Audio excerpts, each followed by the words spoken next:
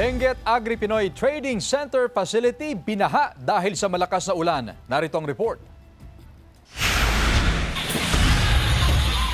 Malakas na ulan ang naranasan sa ilang bahagi ng bansa.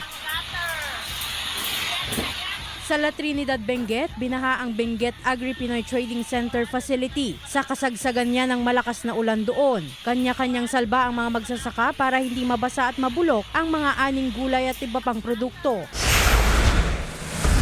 Sa Mayoyaw, Ifugao, nagka-landslide sa ilang kalsada dahil sa masamang panahon. Isinara muna ang kalsada para sa clearing operation. Nagka-landslide din sa ilang kalsada sa Dingalan, Aurora dahil din sa masamang panahon. Nagsasagawa na rin ng clearing operation.